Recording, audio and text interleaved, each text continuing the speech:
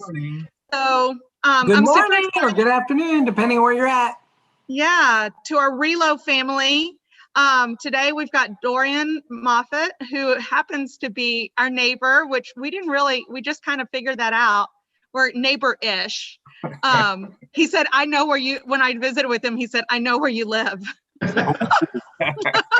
house that kids are going in and out of all the time. It's like a train. Kids in, kids out, kids in, kids out. Like it's the happy house.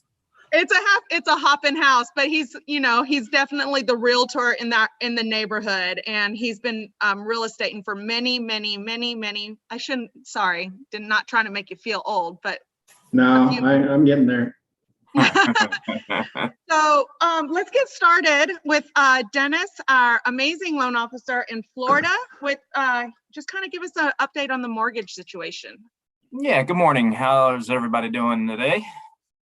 Good. Awesome. So, a lot of our job sometimes as loan officers is filtering and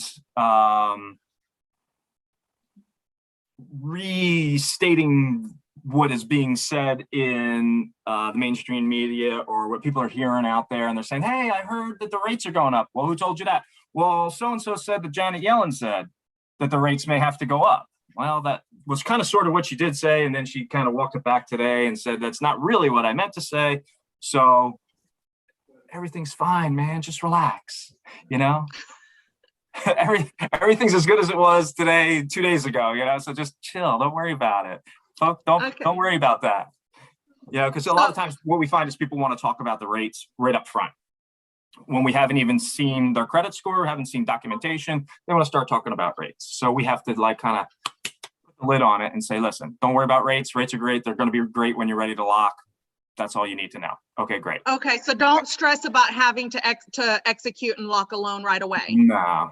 So that really takes a lot of pressure off of a lot of buyers right now who, for some, are struggling to win their offers because of their limited situation, because of where they're at, and they're fighting, they're giving their best foot forward, and they're concerned, they want to take advantage of the rates, right? So what you're saying is it's okay, keep putting your best foot forward, you'll win one day, keep trucking along. We got you on the rates. The rates are, nothing's going to happen in a crazy way for rates. It goes up an eighth, down an eighth, up a quarter, down a quarter, sideways. It makes no. I mean, when rates got worse this year, there was no reason for them to get worse, to be honest with you. It was just the market was scared, and there was, they didn't know what's going to happen.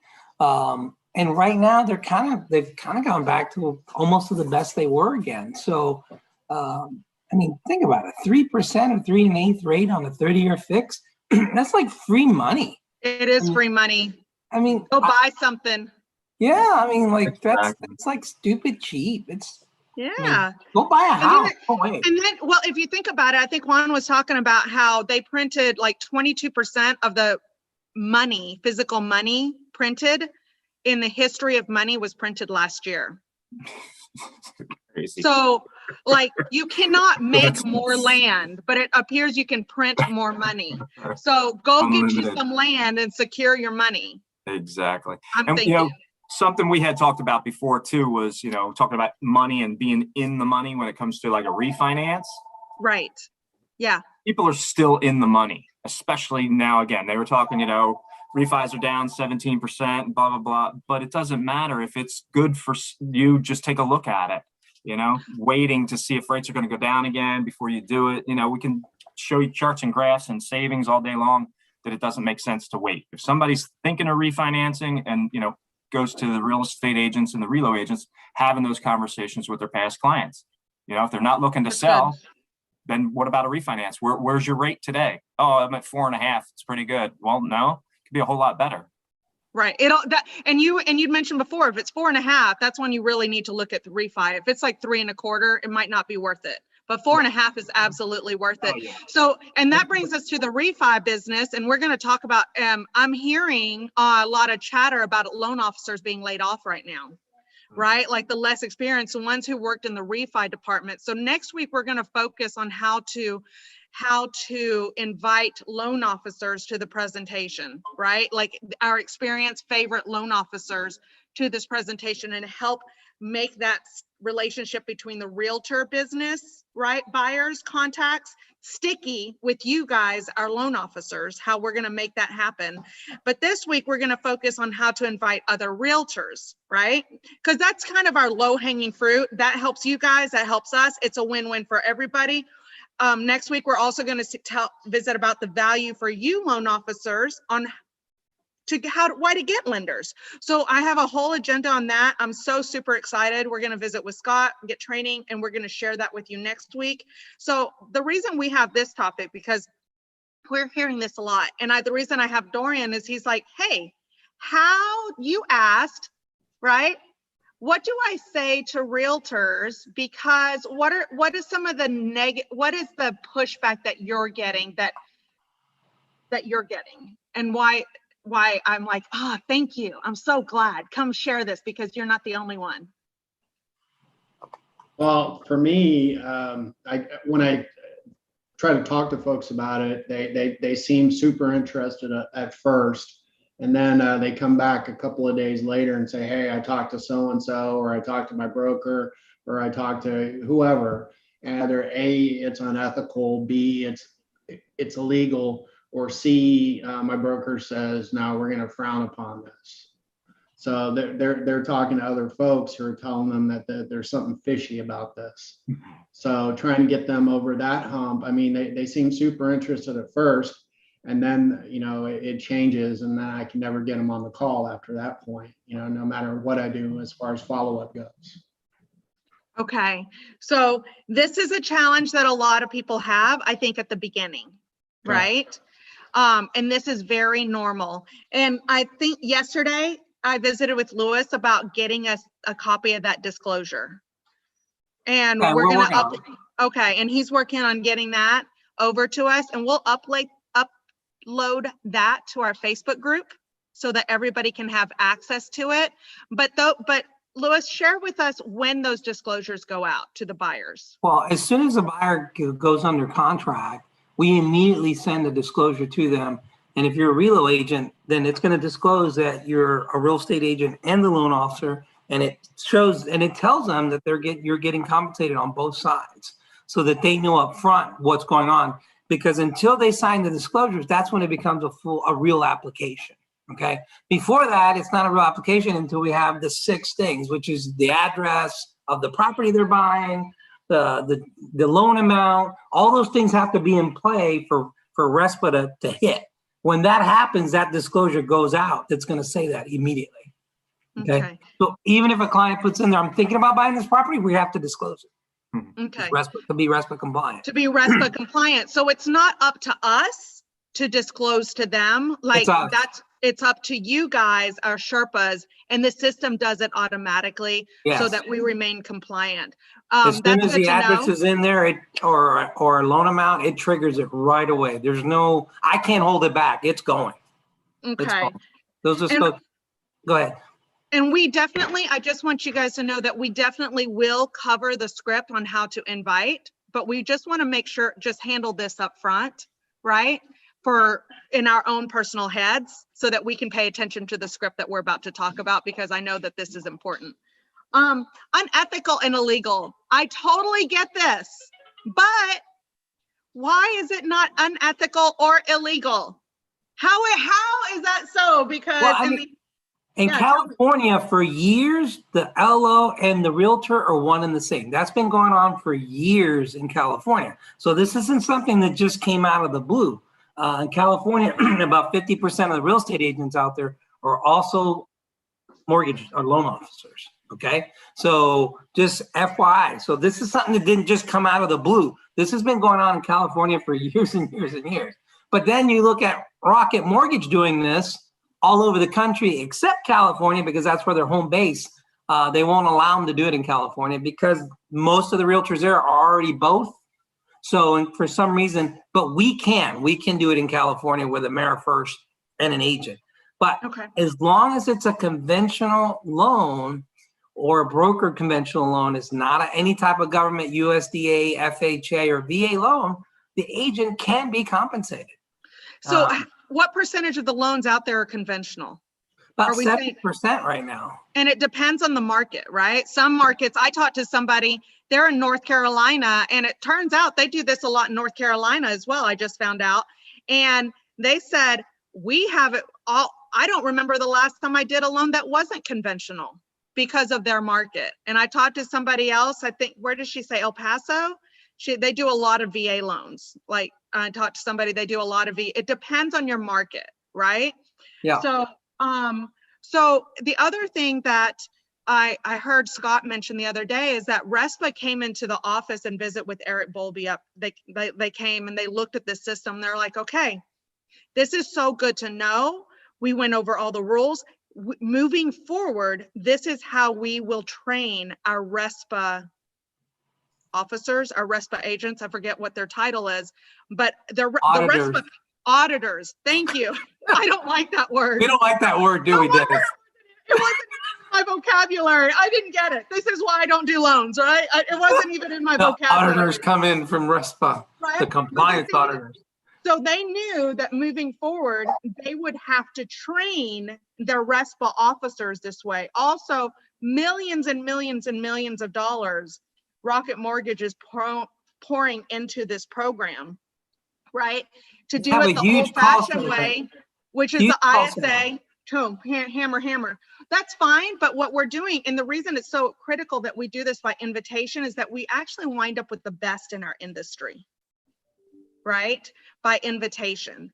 So a lot of times, and then the brokers have frowned on this. I have found this to be true as well. They need to get educated, right? But what we're also finding is as more realtors, and this is what is happening, I'm seeing, as more realtors are getting their license and they're starting to see this coming across their desk, they're having to deal with it. Do they want to deal with it? No.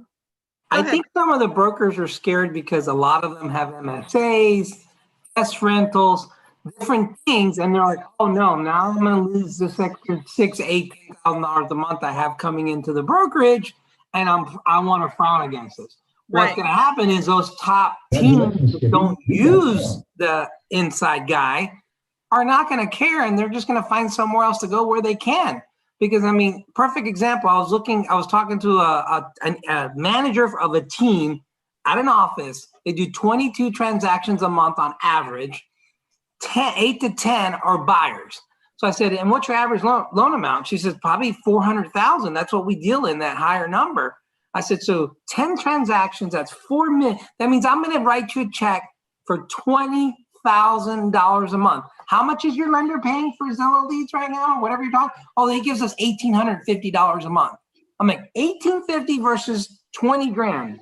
Right. We're getting compensation by contribution, right? Correct.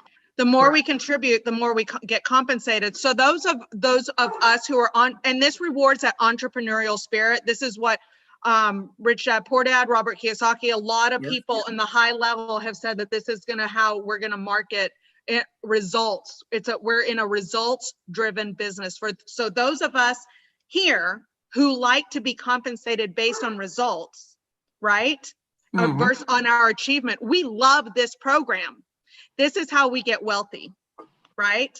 So I love it. So, but here's the thing, we shouldn't ever get into these conversations when we invite somebody, right? Because our goal when we invite somebody, sorry about my dog in the background, but our goal when we invite somebody is that one, they thank us for inviting them and that they want more information. They don't have enough information, but they want more information. Kind of like when I was set up on a blind date with my husband, I did not want to go on that date. Neither did he. We were not in that place in our life to date. But Autumn called me. She didn't tell me much about him. She just said, Bettina, be nice. He's a good Christian boy that loves his mom, but not too much. Right? If she would have gone into details about why he was a good, Christian boy, why, all those details, I could have found ways to eliminate him. She just said, be nice. He's a good Christian boy. loves his mom, but not too much. I'm like, all right, I'll talk to him. So that's kind of where we want to get. All right, I'll take a look. I don't want to look because it's different than what we're doing, but I want to look. It's that Right. I'm intrigued by the fact that you told me I can get a 0.5% referral fee plus there's a 7-level tiered passive residual income stream matrix built under that. Boom. 15 seconds. Wow, now you've caught my attention. I want to learn more. Great. Tuesday at 5 Eastern or Thursday at noon Eastern. Pick the time. The other thing I say, it's just a fantastic referral program. So they refer us for, Eric Volpe has found a legal and RESPA approved way to compensate realtors for referring loans to the lender. So this has not happened before. So I let them know that this is new. It hasn't happened before. So that when they talk to somebody else and that somebody else says, wait, that's not legal. They're like, I know. That's why this is so cool, because they found a legal and RESPA approved way, right? So I'm handling that up front. Like, this is new. RESPA legal approved, or legal, RESPA approved in legal, right? In 49 states. And instead of the 7-tiered, because I don't know that that's a language for every brokerage. It works well for KW and EXP and Real, and I think maybe Fathom, like a lot of them out there, right? I don't know of all the brokerages and I don't know of all their models, but I know that there's several out there that do the 7 tiers. And I know Dorian, he's with the company that doesn't offer compensation for, I don't think you are, that offers compensation for referring realtors to the brokerage. Right? As far as I know. Yeah. So but, you know, it works really well because it worked obviously for KW and for EXP. But what I found works is a referral program. They have a system for compensating realtors and loan officers for referring other realtors and loan officers. And that's when I talk to somebody, that's what I say. I'm like, hey, we have a program that really could change the way you do business and help your marketing dollars tremendously. Because we can give you 0.5 point on it. And I don't even say half, I say 0.5 point, and then I say up to 50 basis points. And if you don't understand that, basically for every loan that you send us, 50% of that. So if it's 200,000, it's $1,000 that's coming to you. But then on top of that, when you refer other agents and LOs, you're going to get a referral fee for every person that sends. And it starts at $140 and goes all the way down. I don't get into this. I said, but you got to see it. It's a paradigm shift. You just got to look at it. You got to see it to understand it. I can tell you everything, but it's just going to change your whole lifestyle, it's going to just change everything because it's going to change your mindset on business. And then I'm done. I mean, then they start asking questions. I let them talk. Because to a lot of the big time realtors, like your big brokers or your big teams, they already have some sort of affiliated relationship with a mortgage company, or they have somebody that owns a percentage. There's a lot of stuff going on the back end that most normal realtors, I'd say 78% of them, wouldn't even know what's really going on in their brokerage. They don't know what's happening. But what we're finding out is the ones with the MSA agreements, when they see this program and they understand this program, they understand the potential for this program. Because the reason they have those MSA agreements is to help cover some of their overhead. I don't know about you, but if I have somebody moving into the 4th bedroom in our house and I can have them pay me $1,000, or I can Airbnb it and get $100 a night, I'm going to get $100 a night versus $1,000 a month. This is an opportunity for those brokers to get $100 a night versus $1,000 a month, right? This is another way. This has not been offered to them before. So if we just allow people to believe that there might be a new way of doing business, right? Yep. A new way of compensation that is working in every other industry out there. In real estate, it works in insurance, it works in healthcare, it works in financial investments. The real estate, the only big asset business that this referral compensation has not really taken place in, I think of, is mortgages, right? First time. Yeah, they're doing it everywhere else. If you don't believe me, go look, right? And a lot of times, like, Google it, but it's true. So I'm so excited that I, as a realtor, get to participate in this program with you guys, the loan officers, right? And I got to, Dennis, you're getting introduced to realtors in Florida left and right, aren't you? Yes, thank you very much, Bettina. So, like, how awesome is that? Because awesome. it's awesome. So if you get a loan officer in another state and help them build, I love it. And Lewis, who's been watching residual income, because he's been in this business for not 100 years. Hey, only 25. 25 years. Quarter of a century. 25 in July. Dorian, chime in. Poor Dorian. He's like, I don't even know what to do. I'm soaking in the information, taking notes. Plus, you just have to get in there, buddy. I was like, I see him over there. He's like, oh God, what did I sign up for? But he's been watching this happen in other industries where people are getting residual income for making those introductions, right? And the only way he could build was by building a team. Now we can introduce Lewis to loan officers like Dennis and Brett, right? Help Dennis and Brett build their teams. And Lewis gets a piece of it, right? Mm-hmm. And Lewis, tell me, why are you invested in helping these loan officers be successful? In 10 years, how's that going to look like for you in 5 or 10 years? See, man, it's outrageous. Because see, last year our team did about $81 million worth of production, me and one other loan officer and 4 assistants.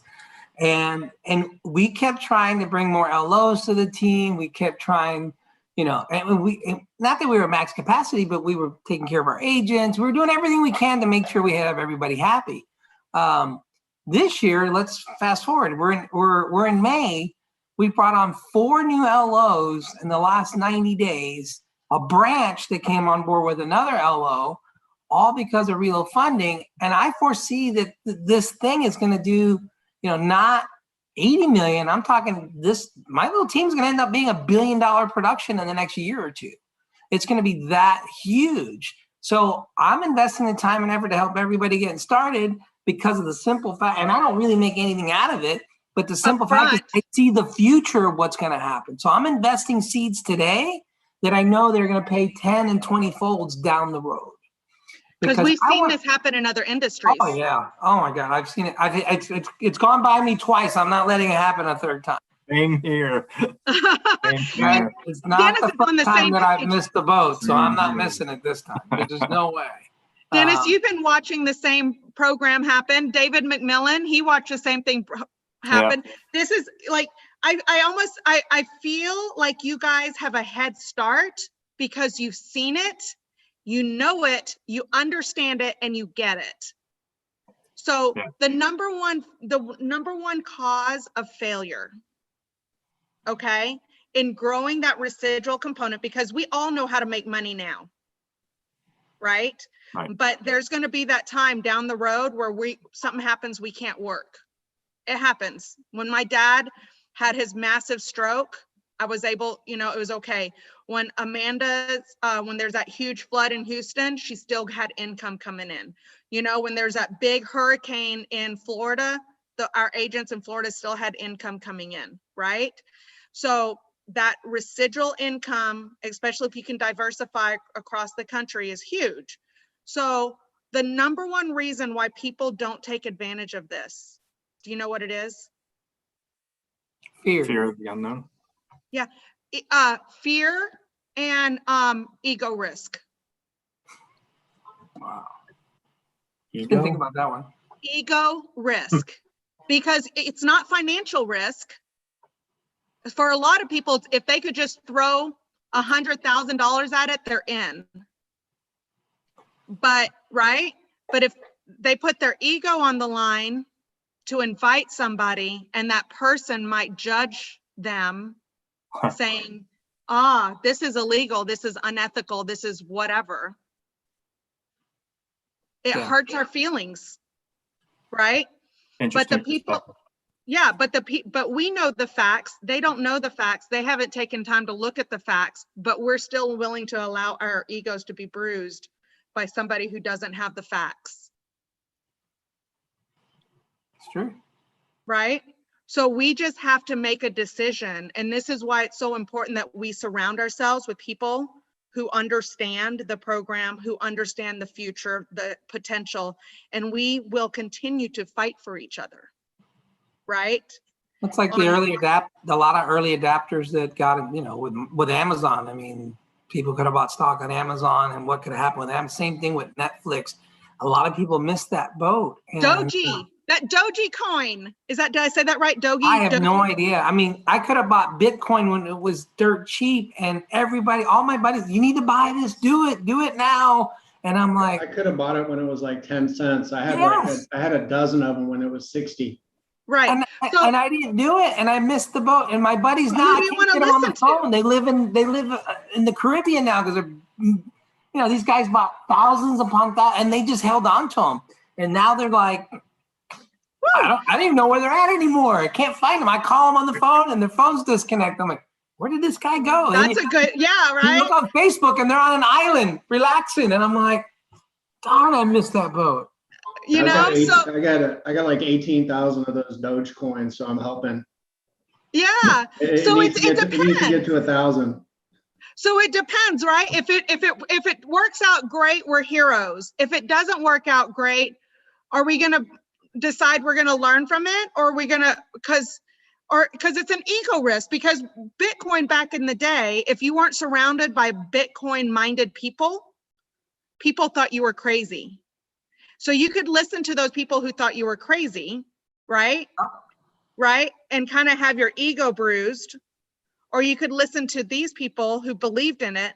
So the only difference about, I think, this mortgage industry model is that it's not it seems so obvious to me. It's not Bitcoin. It's not a Doji thing. It's not something that doesn't make sense. This is a proven model that has worked in every big asset industry, right? And we know that those big companies are trying to drive out the entrepreneurial spirited realtor and the loan officer. And we know that this is an amazing opportunity to bind that together. So, I mean, I heard Google has their own real estate company now. Anybody can get their own, but it's what not. was the last thing you said, Bettina? After a proven model, you said it's a way to bind what? Oh, that relationship between realtors and loan officers. To protect the them entrepreneurial loan officer and the entrepreneurial realtor. Okay, but to protect them from, I think you said something else. I don't know. This is recorded. The big tech guys, to protect them against the big tech guys, like the Googles and the Amazons that are trying to get into our business. Okay, I mean, they're trying to get in real estate. They're trying to get in mortgage. They're trying to take over. No, they're doing it. They're doing the Quicken Loans. Taking market share. Yeah, the Quicken Loans, who are hiring brand new loan officers who couldn't finagle a loan to save their life. Gotcha. Right. The Zillow, those companies where you submit an offer, like Open Door. I had a buyer come. They were able to go under contract. It was such a horrible experience. The buyer left. It works in a certain market, but it's not for longevity because the ship gets so big that they can't adapt. Right. But at the end of the day, people like us, we're entrepreneurial and we're out there fighting for our client. We're not fighting for corporate. Correct. So this model is built for people like us who believe in fighting for our clients and not fighting for corporate, in my opinion. Another CTC. I'm sorry, I got excited. Huh? I got another CTC, so I got excited. I'm sorry. Clear to close. I love clear to close. It clicked into my computer. It was right there. I'm like, yay, another one. Sorry. And a new contract, so I got excited all at the same time.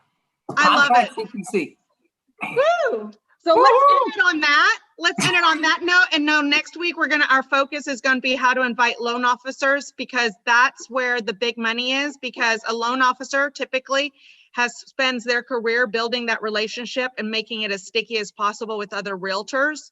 So It's good for loan officers, it's good for realtors, it's good for everybody. So that's going to be our focus next week. Dorian, did you have any questions about inviting realtors before I close this out?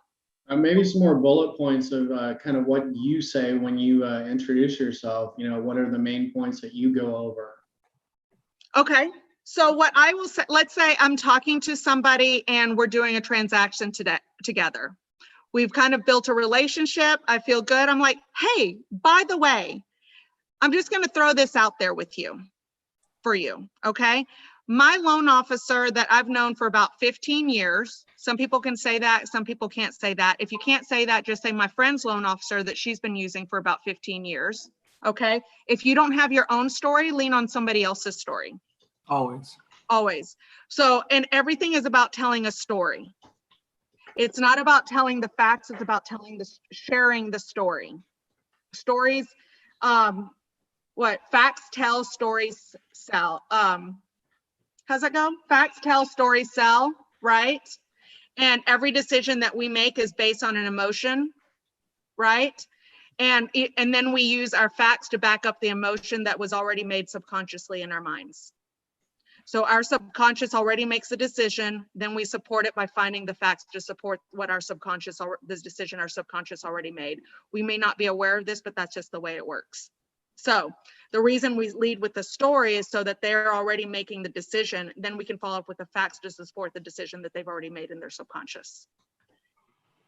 Okay, so go back to what you say. Okay. So I just felt like I needed to, because a lot of times people get caught up in the details when it's not the details, it's the emotion behind it. So that's the reason you have to approach it with the appropriate enthusiasm, right? So, hey, so Bettina knows this loan officer about 15 years. He met with a guy who is really, really smart, and they have found a legal and RESPA approved way to compensate realtors for referring them loans. Because, you know, with RESPA, they couldn't even send us a gift card before, much less a referral fee without having to lose their license and possibly going to jail. Well, they made it legal and RESPA approved. It's brand new, right? They're just rolling it out. And not just that, but they're also found a way to compensate us for referring great realtors and great loan officers. So it's a whole program because their goal is to build big with the top realtors and the top loan officers in the country, and they're compensating us for doing that. Would you like to learn more? Typically, they're like, yeah.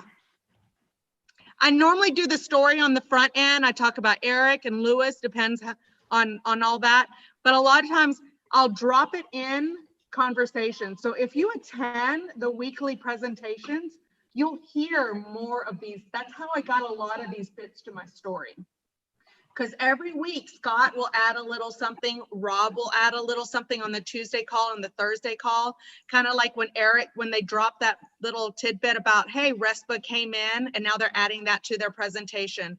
Eric Bowlby did that presentation where he talked about why he wanted to make this relationship sticky. Hey, sometimes people will bring up refi. If they bring up the word refi, that triggers the refi story. When the refi story is, hey, you know, interest rates are going to go up eventually. They've already started laying off loan officers. In fact, last month was the first time in like years and years and years that purchase loans went over refi loans.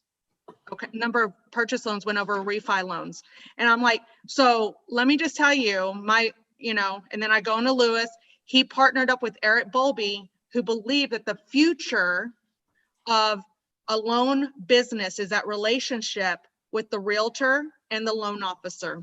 And their goal was to make that sticky. So they went with Rob and sat with Rob and Scott, who they've learned, he knew that they knew how to grow an industry brand. And they said the best way to do it is to compensate the realtor for referring loans and compensating them for introducing you to other great realtors and great lenders. That's what I typically say. And then, right?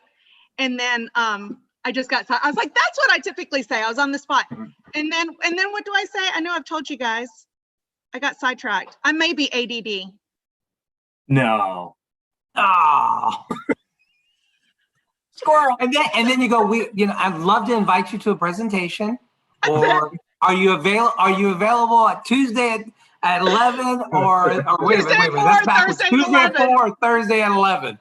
Right. Which time is best so I can follow Thursday up at with 11. Right. So, and his goal was to make that relationship sticky. I'm coming back around. And Eric was like, well, that's not legal. Well, they said, well, you asked us how to make that relationship sticky. You pay them. So Eric went and found a way to make it legal and RESPA approved in 49 states to compensate realtors on referring loans. Woo! Guys, this has been going on for a little while. There's some little banks in different places that I've found out about, like Pennsylvania and some of the places. They were already paying their realtors on conventionals, 30 basis points, 40 basis points. And I'm running into these agents and saying, hey, we pay 50. Like, wow, you pay more. I want to go with you guys. Mm-hmm. So this has been going on for a while, but no one was letting the cat out of the bag. He made it legal and RESPA approved. I think it's like 2 years now. Yeah. But Scott and Rob got involved. I think they did their first presentation the week before November. Thanksgiving in November, the week before Thanksgiving in November. So it's just now getting started. We're just rolling it out. Last Thursday, we had 38 licensed Relo agents. That's how new we are. But I think that doubled from the month before. I know we have a lot in the pipeline right now. So once we start once the traction starts getting going, this is going to be, this is amazing. There's a reason why we have millionaires not just investing, throwing money at this, but they're putting their time and their energy, which is, we all know, is a limited resource.